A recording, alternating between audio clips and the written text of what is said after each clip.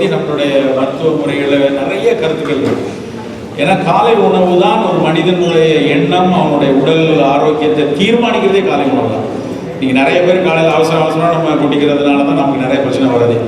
நீங்கள் கொஞ்சம் அதுக்கு நேரம் ஒதுக்கி தான் ஆகணும். அதுவும் காலை உணவு பழங்களாகவோ ஆவியில் வந்த உணவாக இருக்கணுங்கிறது விதிகள்லேயே இருக்குது. நீங்கள் சித்த மருத்துவத்தில் உணவு மருத்துவம்னு கந்தசாமின்னு ஒருத்தர் எழுதியிருக்காங்க. அவங்க ரொம்ப முக்கியமான எழுத்தாளர் அந்த நூல். இதில் அவங்க எழுதின உணவு மருத்துவ புத்தகத்தில் ரொம்ப வலியுறுத்தி சொல்கிறது அதுதான். ஆயுர்வேதத்தினுடைய சரக சம்ஹிதா எடுத்தாலும், அஷ்டாங்க ஹிருதயம் எடுத்தாலும் சரி, சகசிரகம் எடுத்தாலும் சரி, அவங்களும் அதான் சொல்கிறாங்க. மாடர்ன் நேச்சுரோபதிக் டயட்டரி சிஸ்டம் இருக்குல்ல, ஜெர்மன்லேருந்து டெவலப் ஆகி இன்றைக்கி நேச்சுரோபதின்னு சொல்கிற அதுலேயும் காலை உணவை எளிய உணவாக காலை சாப்பிடுறாங்க. அதுக்கு சித்த மருத்துவ அடிப்படையான புரிதல் என்ன அப்படின்னா, இரவெல்லாம் நம்ம உடம்பு பிரபஞ்சம் இரவில் குளிர்ந்து அப்போ உடல் வெம்மையாக இருக்கும். இரவு சந்திரனின் ஆட்சி. அப்போ உடல் வெம்மையாக இருக்கும்போது காலை எழுந்த உடனே சூரியன் டேக் ஓவர் பண்ணிடும் பிரபஞ்சத்தை. சூரியன் டேக் ஓவர் பண்ண உடனே நம்ம உடம்பு கொஞ்சம் குளிர்ந்து பிரபஞ்சம் சூடாகுது, உடம்பு குளிரும்.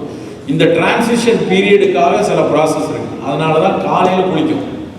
குளித்தல்ங்கிறது அழுக்கு தேய்க்கிறதுக்காகவோ பாடி வாஷ் கிடையாது. குளித்தல்ங்கிறது நம்ம உடம்பை சூரியனுடைய ஆட்சிக்கு தயார்படுத்துறதுக்காக தான் காலையில் 4:30 மணிலேருந்து 6 மணிக்குள்ள குளிக்க சொன்னது.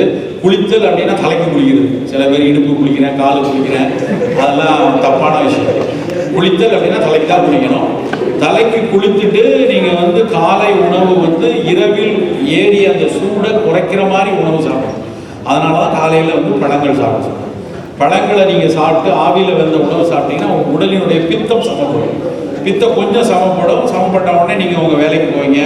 பெரும்பாலும் விவசாய மக்கள் நீராகாரம் குடிச்சிட்டு போவாங்க. கொஞ்சம் அதிக வெளி வேலை இல்லாதவங்க பழங்களை சாப்பிடுவாங்க, உணவு சாப்பிடுவாங்க. இப்போ நம்ம ஒரு கணிப்பொறியாளராக இருக்கோம், இல்லை நம்ம உடல் உழைப்புள்ள வேலையில் அலுவலகத்தில் வேலைன்னா ஒரு லைட்டாக ஒரு 2 ஃப்ரூட்ஸ் எடுக்கலாம், ஒரு பாதி பனானா சாப்பிடலாம், இல்லைன்னா ஏதாவது ஒரு இட்லியோ ஒரு இடியாப்பமோ மிக குறைந்த அளவு போதுன்னா கூட சாப்பிடலாம். ஆனால் கண்டிப்பாக சாப்பிடலாம். சாப்பிடாமல் இருந்தால் நிச்சயமாக அது ஒரு பிரச்சனை.